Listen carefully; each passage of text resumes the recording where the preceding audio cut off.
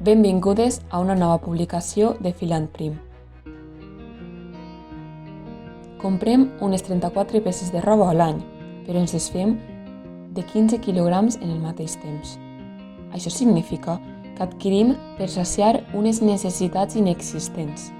Roba en bon estat que acaba a crematoris o abocadors per desconeixement. Estem acostumats a separar en orgànic, vidre, cartó i plàstic. Però sabies que hi ha contenidors a la via pública encarregats de recollir el tèxtil que ja no volem? Per saber què ocorre amb aquest, hem parlat amb 3 organitzacions presents al País Valencià: l'ONG Humana, Xarxa Coopera i Texlimca. Per poder ocupar la via pública, aquestes associacions firmen convenis amb els diferents ajuntaments. És aquest motiu que no sempre trobaràs els mateixos contenidors de tèxtil d'un color homologat. Joan Carles Montés, del Departament de Comunicació d'Humana Catalunya, descriu així la forma de treballar de l'associació.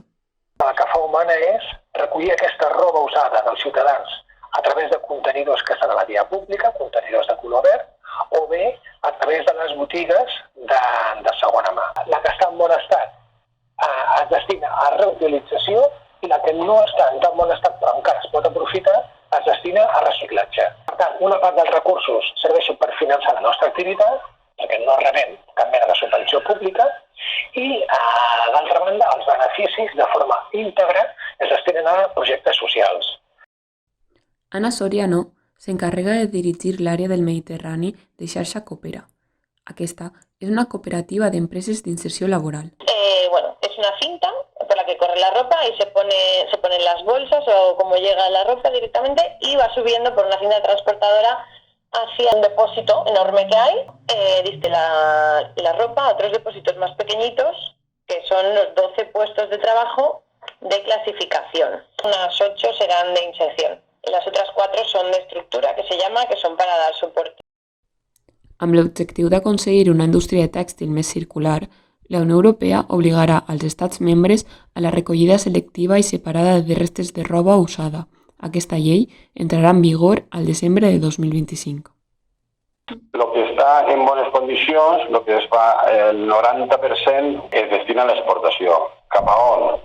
Normalment són països de renta per càpita baixa. Això se comercialitza per quilos. Lo que no és usable, és a dir, lo que no està en condicions de reutilització, és de tot lo que tinga cotó, després de llevar-li tota la merceria, botons, cremalleres, etc. Això se sol gastar per fer drap de neteja industrial.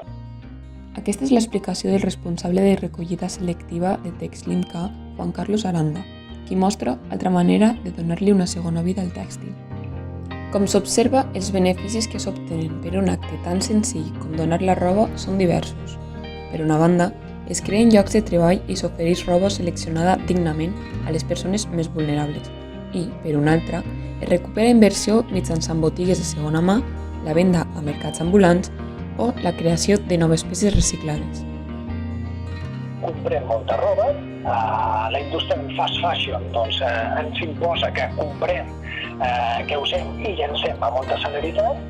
Comprem molta roba, ens en desfem de molta roba, però es calcula que només els gestors autoritzats només recuperem al voltant d'un 11% de tot allò que llancem als ciutadans. La indústria del tèxtil i de la moda és la segona més contaminant, per darrere de la petrolífera. En donar la roba, col·labores al fet que es produïsquen menys residus contaminants. Aquest és un podcast per a Filant Prim Cibermitjà, locutat per Belén Cardona.